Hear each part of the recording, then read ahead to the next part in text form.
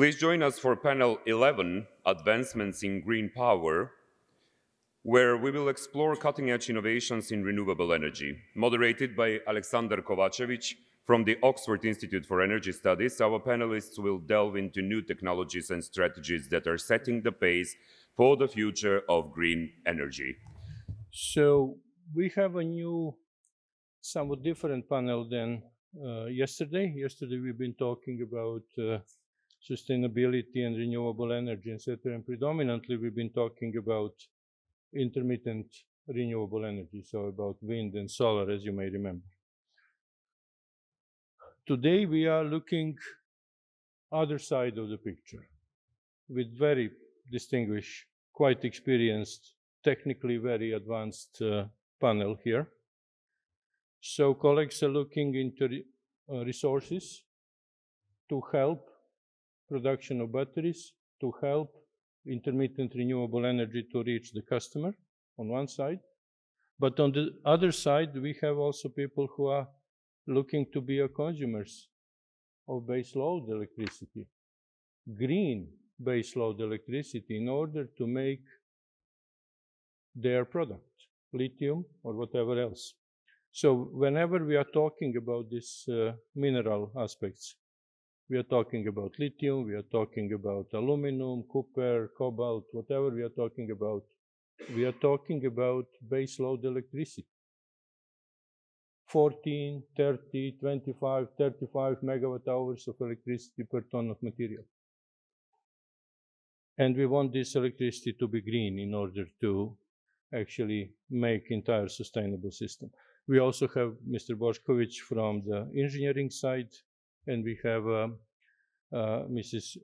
Grbović Novaković from the research side. So very competent panel. And since we have just 40 minutes, it's better to start.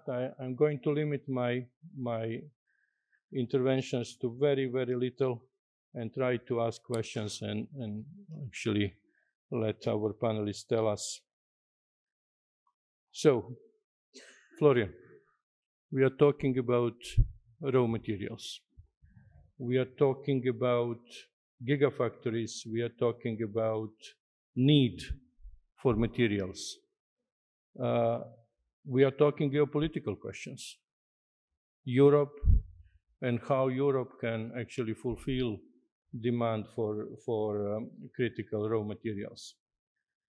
So it's a technical question, it's a geography question, it's a geopolitical question, but it's also a technology question. So can Europe achieve critical raw materials independence? And how can mining help Europe to source some of the primary raw materials? For example, lithium, locally at European continent, or eventually elsewhere with the transportation routes. So we see now how difficult are transportation routes. So what's your view? All right. So I've been working with raw materials and energy intensive industries for nearly 10 years. And during this time, what I've seen a rare earth crisis, a tungsten crisis, a magnesium crisis, a gallium and germanium crisis. So a lot of crises. They're coming more and more closer to each other. And the general response was always, we wait for 2-3 months and it will blow over. The geopolitical aspect that you mentioned, this has now been recognized because at one moment, one of these crises will stick. And then we will have a very, very big problem because at the moment, Europe is dependent for 65% of its clean tech from China. For raw materials that are the underlying base of these clean technologies, it goes up to 100% for certain raw materials, or even 100% import dependency for probably the most strategic raw material that there is around now, lithium. There is not a single operating lithium mine in Europe, not a single refinery that is producing lithium at the moment. So what mining can do? Well, deposits are scattered around the world. And they're very unevenly distributed. So there is a lot of potential in Europe, and this potential has been neglected for a long time. The Critical Raw Materials Act that the Commission just published, provides us with the KPI of doing more by ourselves. It is the first geostrategic legislation that there is. simply to understand that we need to do more, that this old way of doing things, based on a rules-based world order of exporting your raw material needs and importing a final shiny and nice raw material is not working anymore. So we need to mine more by ourselves. 10% mining of the demand by 2030 sounds little. It's very substantial, because for most of the strategic raw materials that are listed in there, demand projection is huge. 400% just for lithium. These are increases where we have to do a lot, given that we start, especially when we look at lithium, from zero. So the projects are lined up now for the assessment of the strategic importance. And we can do a lot with what we have in the ground in Europe, but not everything. The question is not so much about, can we be totally independent? It's, can we achieve resilience? And to achieve resilience, we need friends.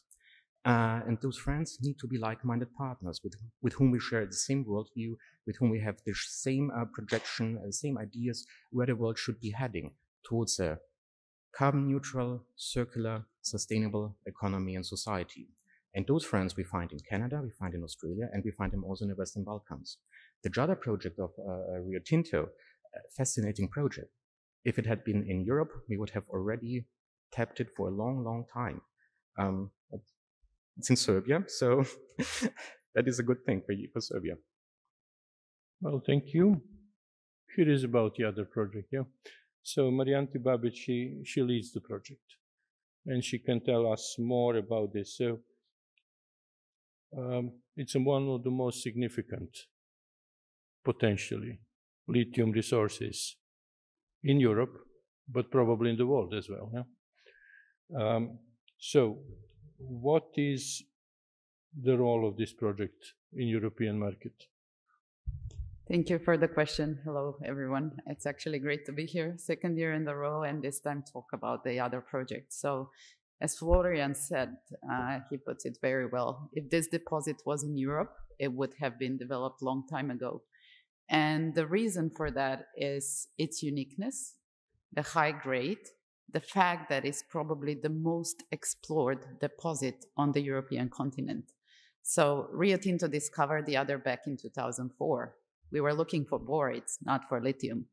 That's why we have been exploring it for over 20 years and understand the resource so well that it can be quickly developed compared to all the other resources and projects that Europe is pushing for. And there are more than 20 projects being pushed for in Europe, but they don't have the knowledge and technologies about these deposits that are in place and can be affected immediately. So Jadarite is unique. It hasn't been found anywhere in the world. It gives us actually two critical raw materials, not just lithium, but also borates, which are on every critical raw materials list. It's located near Loznica in western Serbia, in part that is not so traditionally mining like some other parts of Serbia. It is probably the most well-known and best-in-class deposit we have from when we talk about lithium primarily. What we saw in the past couple of years, and what is actually connected to what Florian said, is we saw a lot of controversies around this project that were primarily based on misinformation being spread about the project, but also we as a company did help a bit with that by being silent on the misinformation, by not communicating more freely and more vocally compared to what the opponents of the projects were saying. That's why when we talk about Jadar, one thing is it would have been developed, but we need to emphasize that Jadar can and must be developed in line with the highest ESG standards. That's what the market asks from us.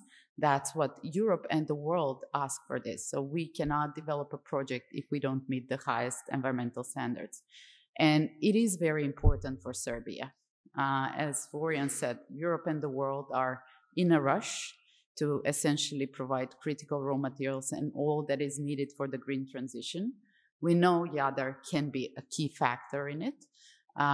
We know that the need for lithium will keep increasing. You know, if you look at the data from the International Energy Agency, the world would need about 50 lithium mines, new mines, about 60 new nickel mines, about 70 new cobalt mines, basically to meet its commitments from the Paris Accord. So a lot of this work has to happen if we really want to do the energy and green transition and fight climate change the way we want. It cannot be done without providing the resources.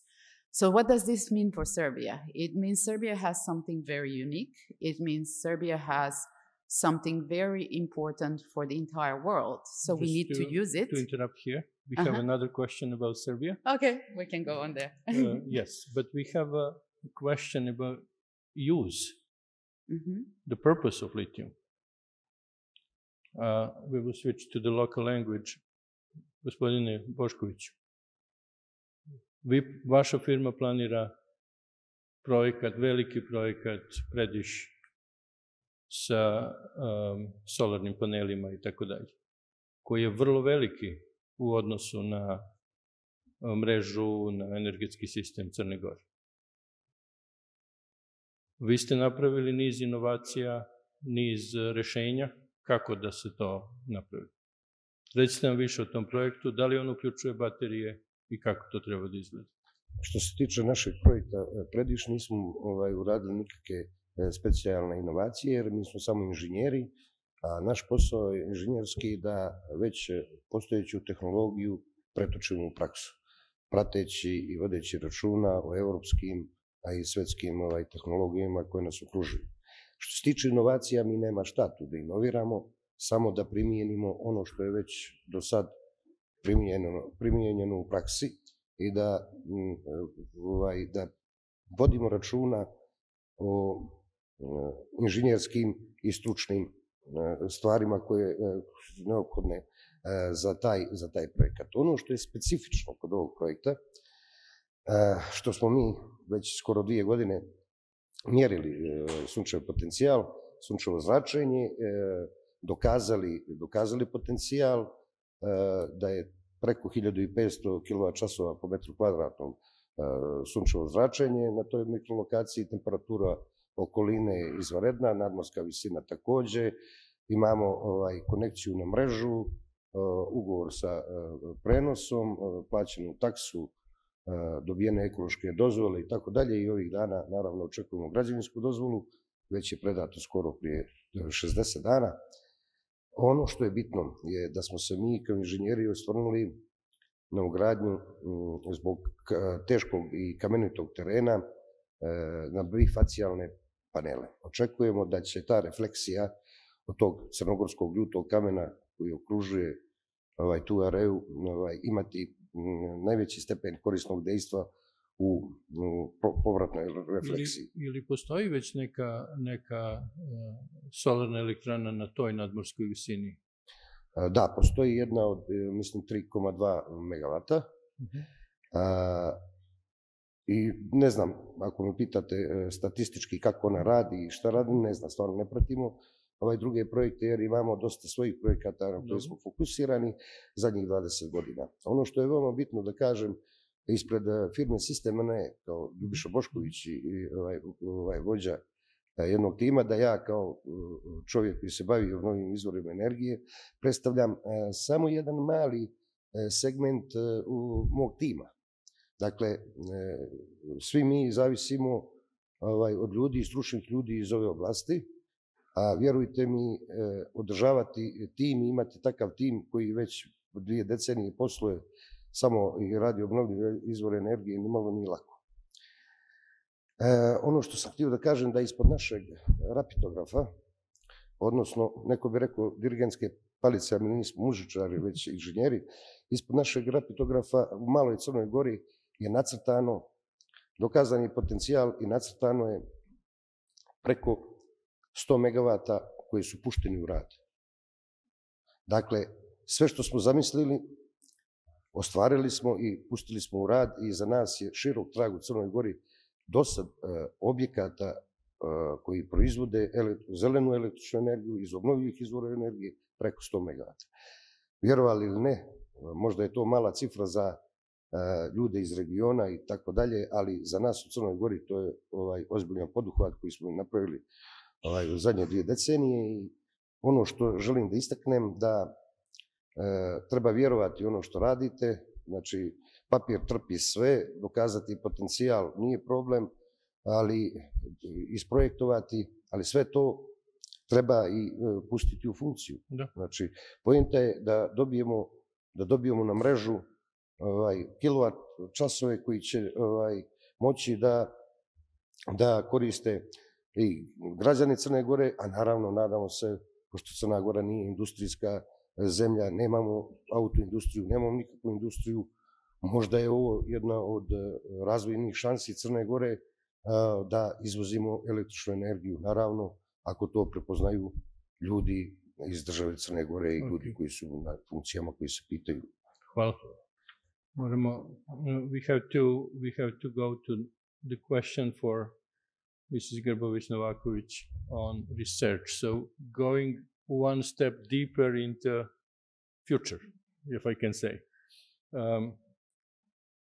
You think that Serbia is advancing in hydrogen technology research? Your institute leads that process somehow. Of course, it seems that there are other institutions that you are just a lead of the somewhat wider movement in this direction. What is the role? How it works? What is the international cooperation? What you are doing in your institute? How it works with the financing, with the government, with international eventual financing? So, what is the world of research in simple words? So, thank you, Aleksandar. Yesterday, the president of Slovenia, Her Excellency Nataša Pirc, said that we have to believe in science. And today here you have one scientist, so I will not speak about the economical aspect of hydrogen. As you said, we have advanced Center for the Research of Hydrogen within Vinca Institute of Nuclear Science. Actually, we are the Center of Excellence. We've got the Seal of Excellence from the Ministry of Science and Education 2 times, one in 2018, then we get another seal in 2022. Now in the next 5 years, we will have to prove that we are excellent in the research. And this is the first step toward development and toward innovation. So there is 25 researchers, but we didn't start the research in 2018. We exist from more than 20 years as a group of researchers that make steps toward Center of Excellence. Now we have, as I said, 25 researchers. Among them, we have more than 60% of young researchers and more than 90% of women, which is a great deal, and I will explain why. The main idea of the center is to produce knowledge based on research in the field of all value chain of hydrogen, meaning from production, storage, and utilization.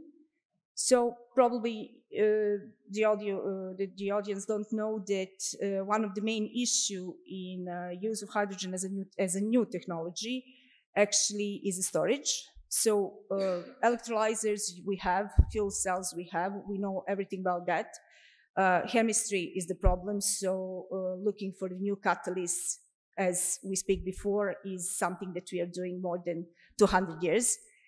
But storage, even if we produce a lot of quantity of storage of hydrogen, what we will do with that gaseous medium.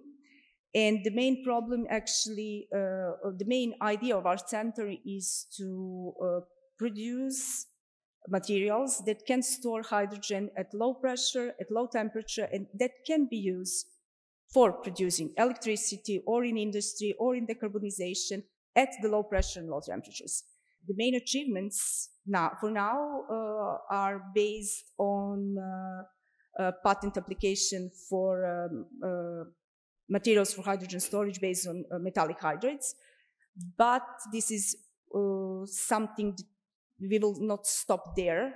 we go forward innovations in sense of producing equipment that can measure the quantity of hydrogen in our materials, but also hydrogen storage tanks based on solid state hydrogen, actually on metal hydrides, that can produce and store hydrogen at the same time. So this is mainly in brief. Just a little interruption. These materials to store hydrogen, they are also in this context of critical raw materials, or they are just something available? Now they're critical raw materials, but what we actually try to do is to use natural materials that exist in the in the field that you can find in Serbia, in Bosnia, in Montenegro, and you can use it as a medium for storing hydrogen. Okay. So this is something that we are going to, let's say, present next time. Okay. Remains question: what is the international cooperation? So speaking of hydrogen is actually speaking of international cooperation, since it's not an issue, it's not a regional issue. And our main activity is actually to promote hydrogen toward region, and also to collaborate with the people with the researchers from region and abroad. Recently we have a project from the NATO Science for Peace Foundation, which brings together scientists from Montenegro, Spain, and Serbia in order to produce a hydrogen compressor, meaning that we will have two different types of materials that can produce hydrogen without any moving parts, and that from 1 bar of hydrogen you can achieve 1,000 bars very quickly without any, let's say, any moving parts, any problems. Yeah, great, thank you. Well, turning back to Serbia and the position. So we know that European Union is moving to this Critical Raw Materials Act. We know there is a lot of discussion in the Commission. I've been a month ago in Brussels, so it was a big topic. Serbia has a letter of intent with European Union. Florian, what is the relevance? What are the relevance of, let's say, umbrella understanding, umbrella acts in European Union, and how Serbia fits into this? Do you expect Serbia to have a MOU, a memorandum with European Union for the raw material? And what will be the relevance for Serbia, for the region, for Montenegro at the end? I mean, I would wish for Serbia to sign a memorandum of understanding with the European Union on raw materials. There have been already a lot of them signed with Norway, with Canada, with Namibia, with Kazakhstan, so all over the world. And this is mainly about cooperation in the field of raw materials. It is about knowledge exchange, technology exchange, exchange on standards, classification of deposits. So it would bring two places much closer together in their mutual understanding and access to technologies and best practices on both sides to bring forward their raw materials industry.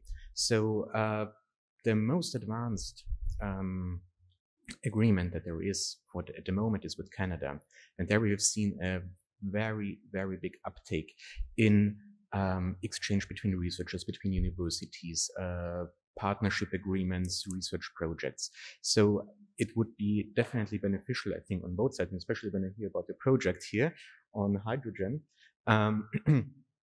to work closer together. And especially when it comes to novel technologies. Hydrogen is also a highly raw material intensive commodity in the end, given the electrolyzers requires a lot of PGM in the electrolyzer, so platinum group metals, for which there are not that many around. The material footprint of these kind of things can be reduced. The use of hydrogen, making it available, is in a cost-effective way, remains also one of the major hurdles. So listening to this kind of research project is very, very fascinating. So, you know, there are wins and wins on both sides when you continue here. Something other strikes me. You're telling me that lithium industry or critical raw materials industry is looking to set up standards prior to actual production, prior to opening mines, etc., before opening the mines, and that in fossil fuel world, Yugoslavia or Serbia start lignite coal production in 1950s. And the low rank coal classification standard came only at the end of 1990s, and it's still not applied. So you're telling me that this modern industries, modern approach to critical raw materials is much, much better. So when you open a mine, this is a very, very big decision. A mine is in operation for decades in the future. Indeed. So, and a mine has an impact. You cannot argue away this kind of impact. So when you want to open a mine, you need to do it right from the beginning. And in order to do it right from the beginning, you need to adhere to certain thresholds, to certain practices. And every mine is individual. It's like a fingerprint. It depends on where it is located, how the deposit is shaped, how the geology is around. So if you want to do it right from the beginning, then you can't simply just start digging a hole.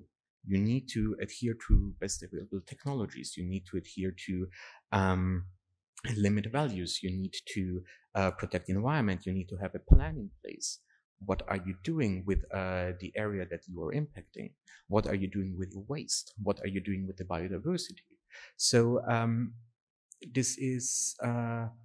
this can be regulated. This can be standardized to some degree. And depending on where it is located, this plays a very, very important role. When you look back into the Critical Raw Materials Act and the sustainability provisions that are in there, raw materials imported into the European Union will have to undergo environmental footprint check. So the raw material to be imported will be classified according to the environmental footprint its production had and its mining had. So it's not like Europe wants to import anything that there is out there in the market. It has to come at a certain standard. To this, you need to add that sustainability also means that there is a societal and economic sustainability that needs to come with it.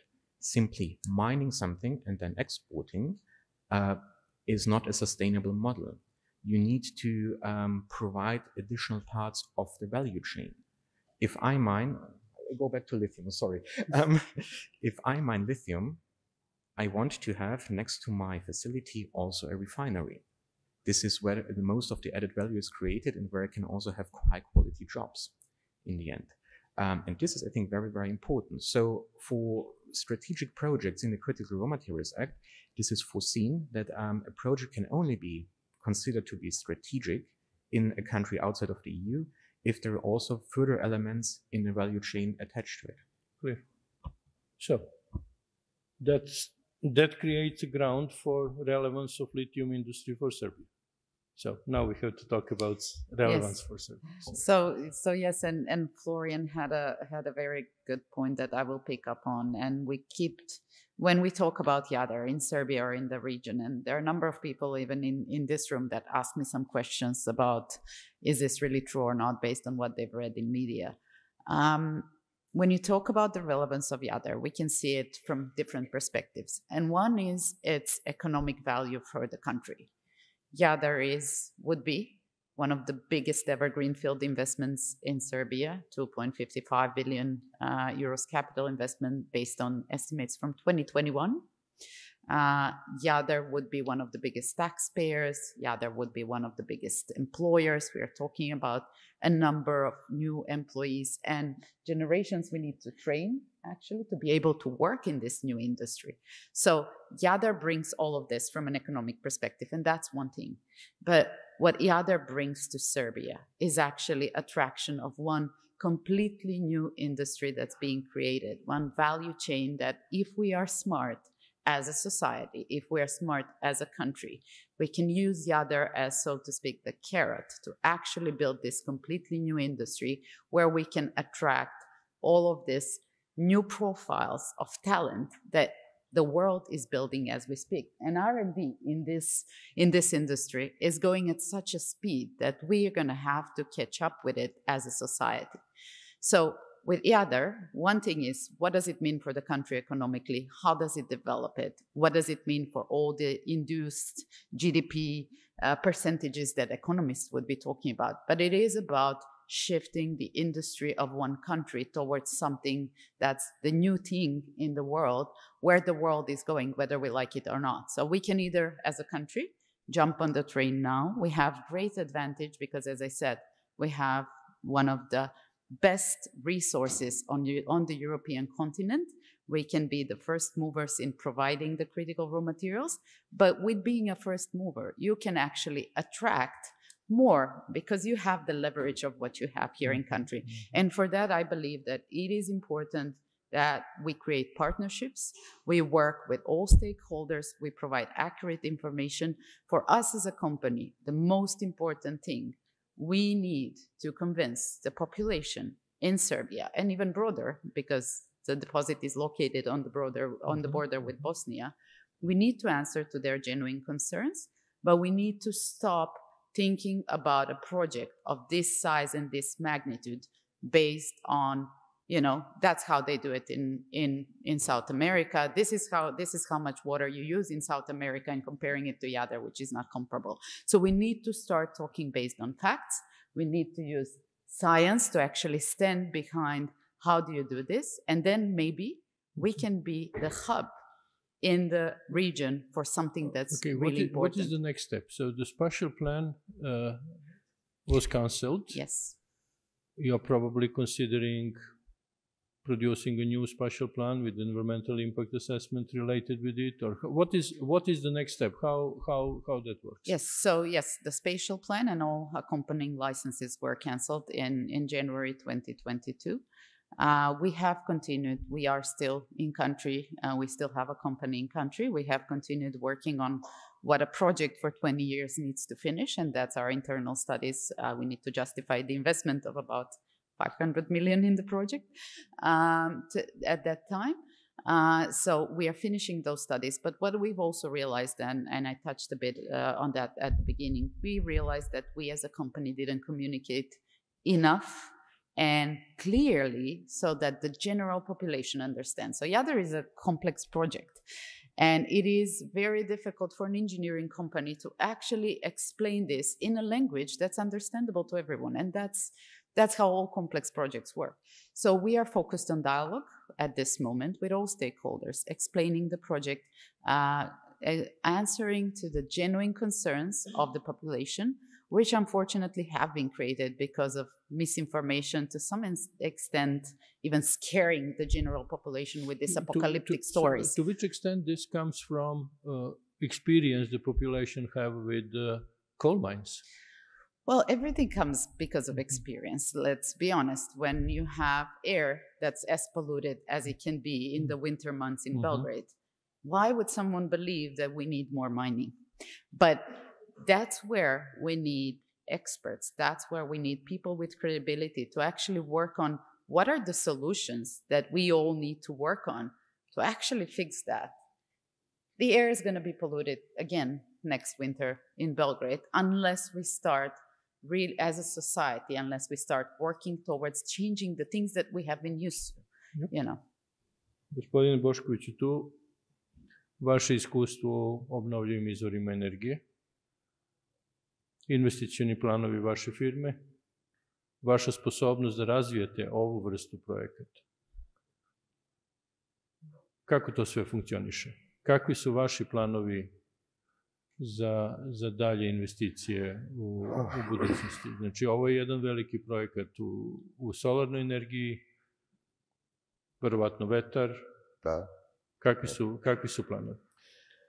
Vidite, od ideje do žice, do mreže, trnovit je put, a mi smo već, da kažem, pored ovog velikog projekta solara, koji treba ubrzo da ugleda svjetlost dana, planirali još nekolika velika projekta u Crnoj Gori. U pitanju je vjetar.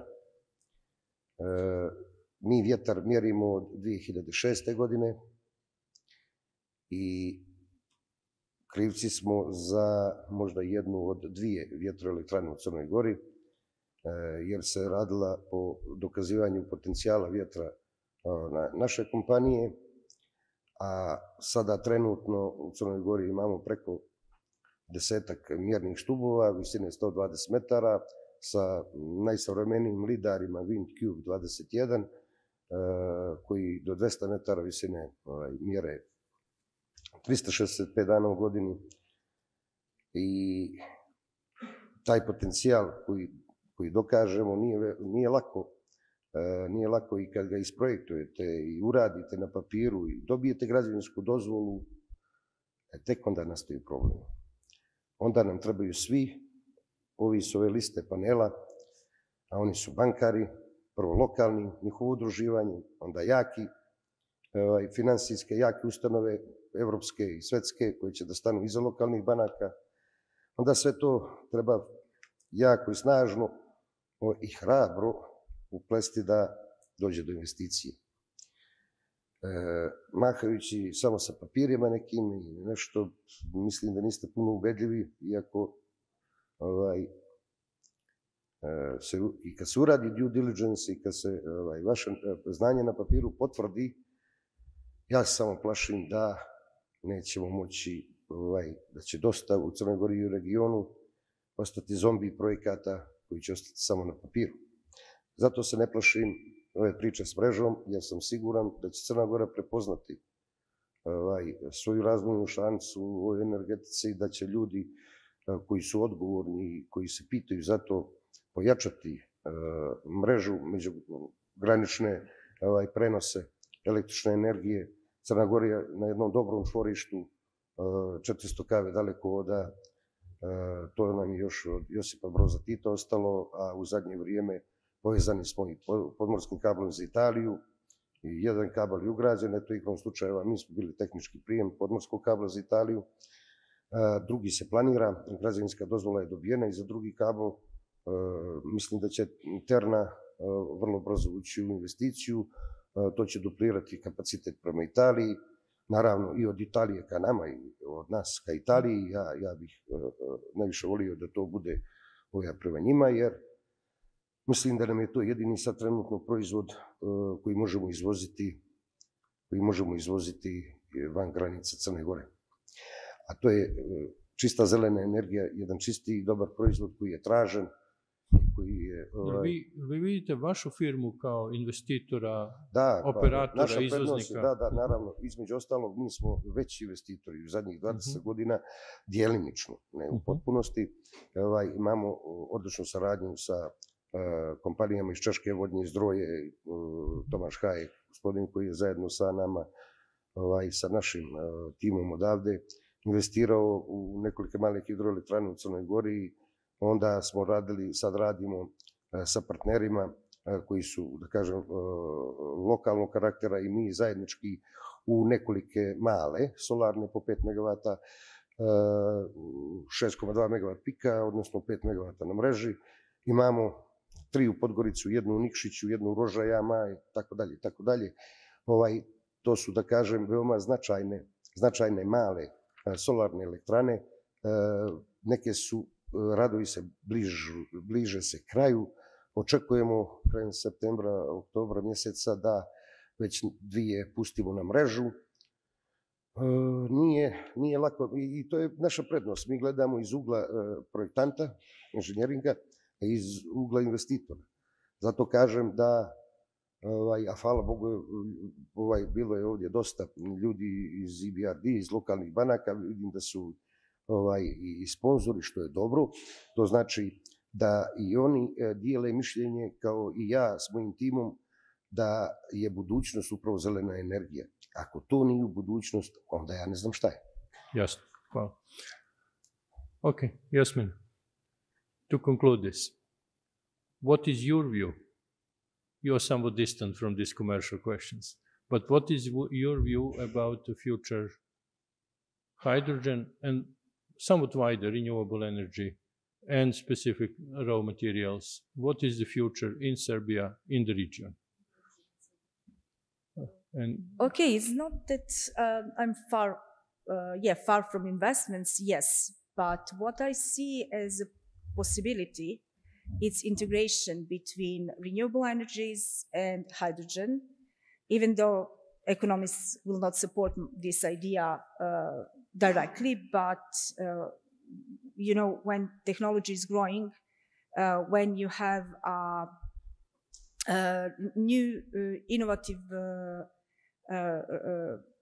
solutions, then the price of these technologies will go down, and then we can arrive, I hope so, with the things that hydrogen can be used or as energy vector or as a product that can be used in industry, in decarbonization of some of industries. Especially in Serbia, we have possibilities for that. We have possibilities to use hydrogen in cement industry, in iron industry. Now Serbia produce 10,000 tons of 10,000 tons of hydrogen, gray hydrogen, that uses it in industry. We don't sell it, but we use it. For Montenegro, what I see is the possibility to use hydrogen as a balancing agent, since recently we actually got the possibility to be a part of the team that make the draft of hydrogen strategy for Montenegro. And what we saw is that the Ministry of Mining and Energy of Montenegro released UT license for more solar farms that they can use. So what we see is that this kind of the excess of energy can be used for producing hydrogen, and from that hydrogen then they can use it as a product or as new source of energy. So this is on the government to decide what they will be doing with that. Fair enough, thank you. So we have done our best to avoid questions from the audience. So feel free to approach our panelists. We will be here for the coffee break. So just talk with them. They know a lot. They have experience, and they're actually doing projects. So here you can ask questions directly. We are going to be here available. Thank you.